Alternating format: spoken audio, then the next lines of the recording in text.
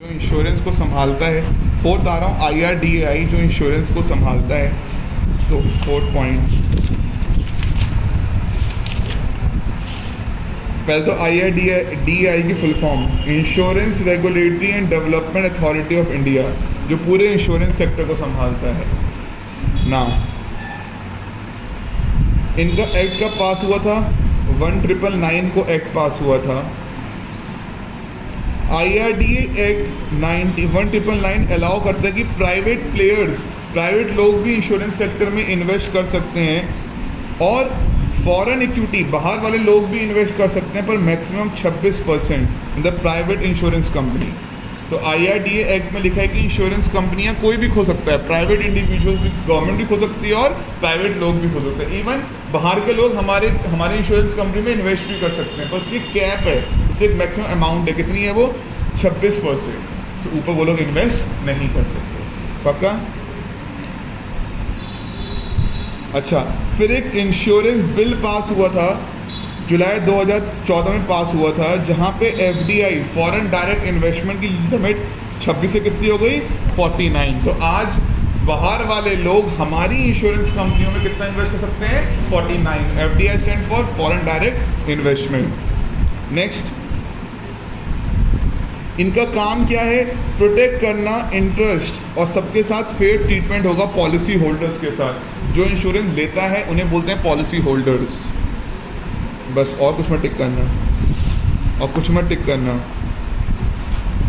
एक ये सेक्शन 14 में इसकी पावर दे रखी है। पावर क्या है, ड्यूटीज़ क्या है और फंक्शन क्या है। तो सेक्शन याद कर लिया। मेरे ख्याल से ये न्यू बुक में, ओल्ड में शायद नहीं था। तो सेक्शन 14 डाल दिया गया कि इसकी ड्यूटीज़ क्या है, पावर क्या है IRDAI की। इसका काम क्या है? ये एप्लीकेंट को सर्टिफिकेट देगा, मॉडिफाई कर देगा। सेकेंड, ये प्रोटेक्ट करेगा interest of the policy holders. जितना बोल रहा हूँ उतना टिक करना। ये एफिशिएंसी को प्रमोट करेगा in the conduct of the insurance business. बस ये 3 लाइनें बहुत हैं, मैंने 3 टिक कराई हैं, पहली, दूसरी और एक 5वीं।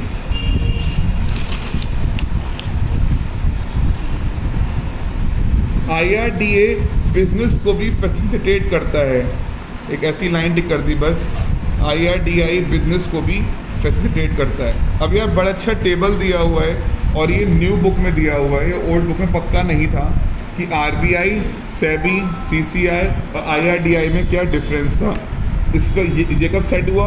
April 1, 1935। ये कब हुआ? April 12। पावर इसमें दी थी, ये इस दिन। इसका एक्ट कौन सा है? इन चारों के अलग अलग एक्ट दिए हुए हैं। इससे पहले कौन कौन थे? RBI पहले प्राइवेट के हाथ में थी। ये पूरा पढ़ना है, ये सारे पॉइंट पढ़ने हैं आपको। आपके लिए सारे पॉइंट इंपॉर्टेंट हैं, सारे। आपको पूरा डिफरेंस पढ़ना है, पूरा डिफरेंस आप छोड़ नहीं सकते। दोनों पेजेस को 5.14, 5.15 ये नई बुक्स में आए हैं, तो भैया ये इंपॉर्टेंट हो जाएंगे। क्वेश्चन फंस जाएगा डिफरेंस क्या। आई नो इन्होंने खाली चैप्टर को सम अप किया है, पर स्टिल ये दोनों पेजेस को पढ़ना बड़ा इंपॉर्टेंट है। आप ये मत सोचो कि ओल्ड बुक्स में मतलब ये कोई समरी दे रखी है, आपको दोनों पेजेस पढ़ने हैं अच्छे से। चाहो तो नोट कर लेना, वो मैं ओके हूँ, पर दोनों पेजेस को करना बड़ा इंपॉर्टेंट है। नए पेजेस आपके ऐड ऑन हुए हैं, पक्का। नेक्स्ट, इसने बहुत अच्छा पॉइंट दिया हुआ है आपका IRDAI के अंदर।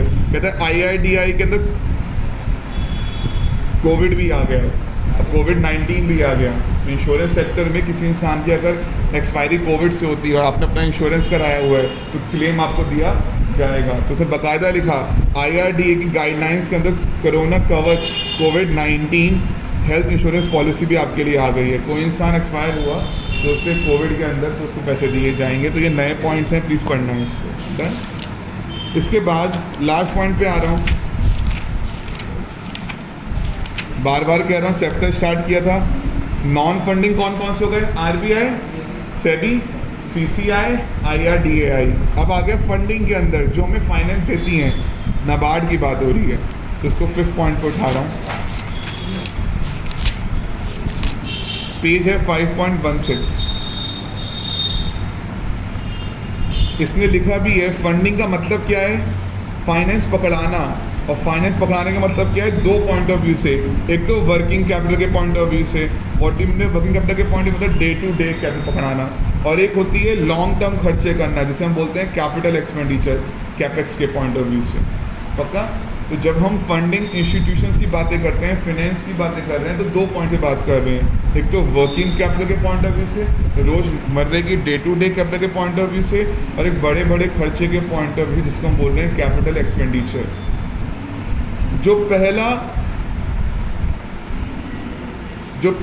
जो पहली बार बनाया गया था फाइनेंस वाला बैंक, वो था industrial financial corporation of India, IFCI, इन 1948।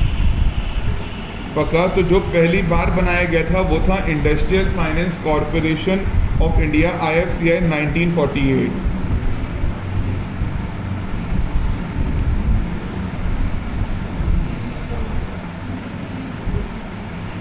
इतना बहुत है।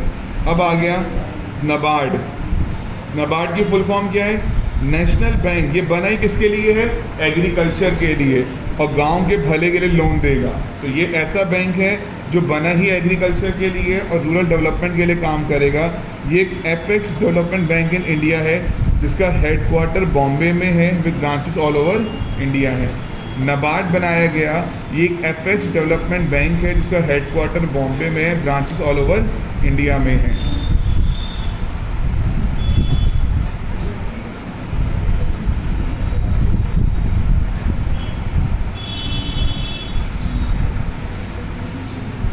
और कुछ में टिक करना।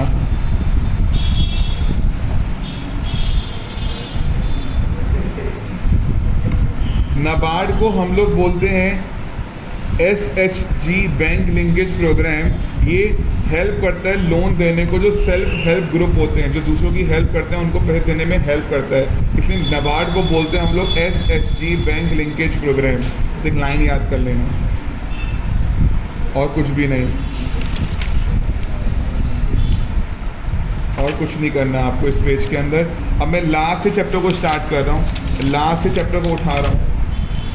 पहले फंडिंग, IRDI भी हो गया, कंपटीशन भी हो गया, सेबी भी हो गया, RBI भी हो गया। पेज 5.4 पे आ गया, एक बोल्ड लाइन में लिखा हुआ है, बोल्ड लाइन में न्यू इकोनॉमिक पॉलिसी बनी थी 1990 के अंदर, 1991 के। पेज 5.4 पे हूँ, बोल्ड लाइन लिखी हुई है। एक नई इकोनॉमिक पॉलिसी बनी थी 1991 के अंदर, जिसको बोलते हैं LPG पॉलिसी या फिर JPL पॉलिसी, ग्लोबलाइजेशन, प्राइवेटाइजेशन और लिबरलाइजेशन। ग्लोबलाइजेशन का मतलब क्या है? अब हम खाली इंडिया तक ही रिस्ट्रिक्टेड नहीं है, बाहर भी माल को बेच सकते हैं। प्राइवेटाइजेशन का मतलब क्या है? पहले सब कुछ गवर्नमेंट के हाथ में था, अब प्राइवेट हैंड्स में आ गया है। लिबरलाइजेशन का मतलब क्या है? अब बहुत काम इजी हो गया। पहले बहुत सारी रिस्ट्रिक्शन हुआ करती थी, अब सारे काम बड़े इजी हो जाते हैं। तो न्यू इकोनॉमिक पॉलिसी बनी 1991 में, जहाँ पे LPG या GPL पॉलिसी आई। पेज 5.3 पर आ गया।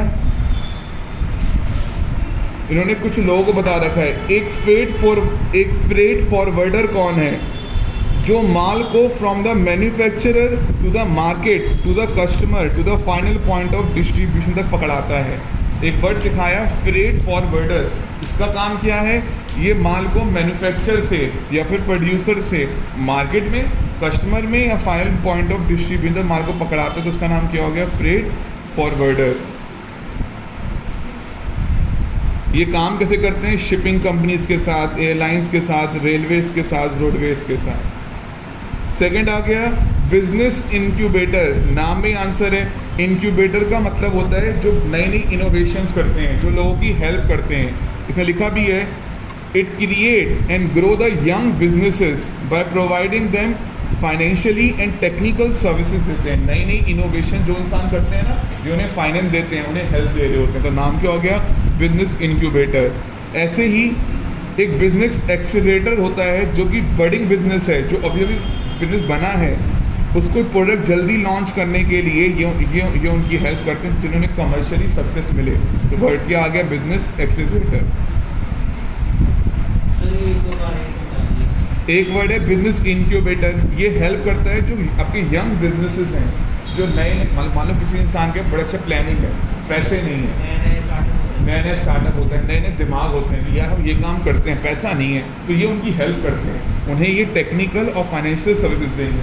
और वहीं एक वर्ड क्या है? बिजनेस एक्सेलरेटर, जो बडिंग बिजनेस है, जो बिजनेस बढ़ रहा है अपने अपने अपने वो प्रोडक्ट को क्विकली लॉन्च कर पाए, उसमें हेल्प करते हैं, जिससे उन्हें कमर्शियल सक्सेस मिले।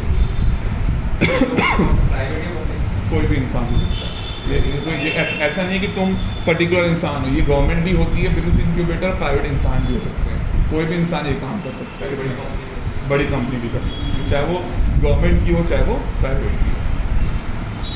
बस एक वर्ड है फाइनेंशियल कंसल्टेंट, खाली वर्ड टिक करना है, ये तो वर्ड समझ में आता है। फाइनेंशियल कंसल्टेंट जो आपको बताएगा कैसे पैसों को काम करो वगैरह वगैरह। बस मर्चेंडाइजर टिक करने की ज़रूरत नहीं है, ख़त्म। और कुछ नहीं करना है आपको चैप्टर 5th के अंदर, तो इस तरह का आपके चैप्टर 5th एंड होता है। Okay, done.